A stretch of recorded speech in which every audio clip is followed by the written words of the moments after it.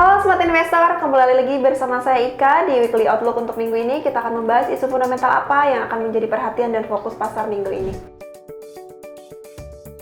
4 sesi perdagangan secara beruntun, indeks dolar mengalami pelemahan dengan menjauh dari level tertingginya pekan lalu 96,6.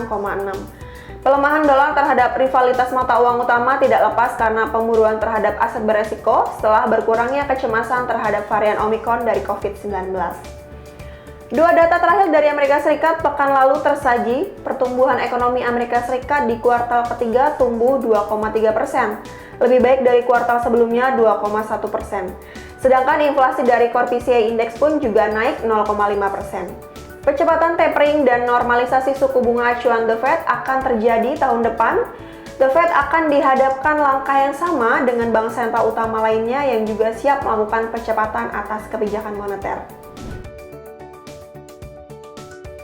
Yang menjadi perhatian untuk pasar di minggu ini, pasca libur Natal dan jelang tahun baru, dengan minimnya katalis ekonomi, pergerakan di pasar keuangan global akan dipengaruhi oleh sentimen yang berkembang saat ini.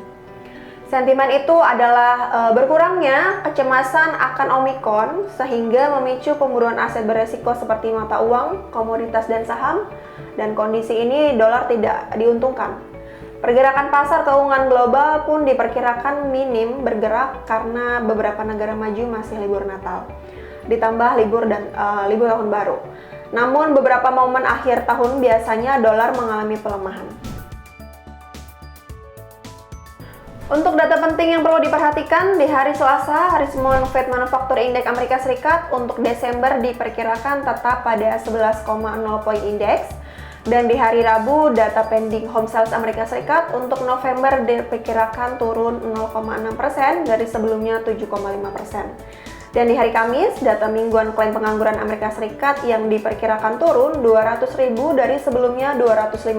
Data ini baik untuk USD. Dan di hari Jumat, data manufaktur PMI dan non-manufaktur PMI dari Cina. Dan untuk aset-aset yang perlu diperhatikan untuk minggu ini, euro berhasil tutup di atas 1.1300 untuk pekan lalu. Hal ini pun membuka peluang euro untuk menguji area selanjutnya dan bertahan di atas 1.1355. Dengan begitu, memudahkan euro untuk bertengger di atas 1.1400. Sementara pembalikan harga bila penutupan di bawah 1.1290, di mana ruang koreksi euro menuju 1.1230. Untuk pekan ini, euro akan bergerak dalam rentan harga 1.1260 sampai 1.1430. Dan untuk pound sterling 1.3300 jadi area penting bagi pound sterling. Dengan pekan kemarin berhasil bertahan dan ujian memang cukup bertahan, selanjutnya berada di poin 1.3430 karena konfirmasi penutupan di atas area 1.3430, membuka tren jangka pendek menuju 1.3600. Namun waspadai pembalikan dan penutupan di bawah 1.3300, hantam koreksi panjang menuju 1.3180. Pekan ini pound sterling akan bergerak dalam rentan harga 1.3300 sampai 1.3550. Dan untuk emas dengan berhasil bertahan di atas 1.800 secara mingguan memberi secerca harapan bagi emas untuk testing area psikologi 1815. Indikator stokastik oskilator yang Golden Cross dan MACD memasuki zona positif menjadi pendukung bagi emas untuk menembus area resisten penting tersebut. Harapan penutupan di atas area tersebut membuka ruang emas untuk ke 1833. Sebaliknya, ancaman penutupan di bawah 1793, koreksi menuju area 1770 sampai 1780. Untuk pekan ini, emas akan bergerak dalam rentan harga 1.800 sampai 1835. Baik Smart Investor, kesimpulannya minimnya fundamental ekonomi pekan ini, pasar pun akan melihat perkembangan soal peluang The Fed menaikkan suku bunga, di mana kini peluang tersebut paling cepat Maret 2022.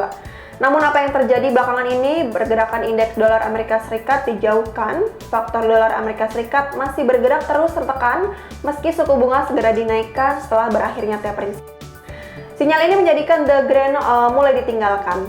Sementara itu, harga komoditas seperti minyak dan emas akan diuntungkan karena berkurangnya kecemasan pada Omikron. Pekan ini bisa dikatakan pekan pelaku pasar berlibur pasca Natal dan jelang tahun baru, sehingga volume transaksi di pasar keuangan global pun terbatas.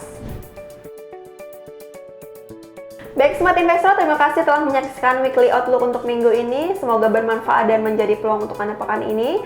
Jangan lupa subscribe, like, and share video ini. Sampai jumpa!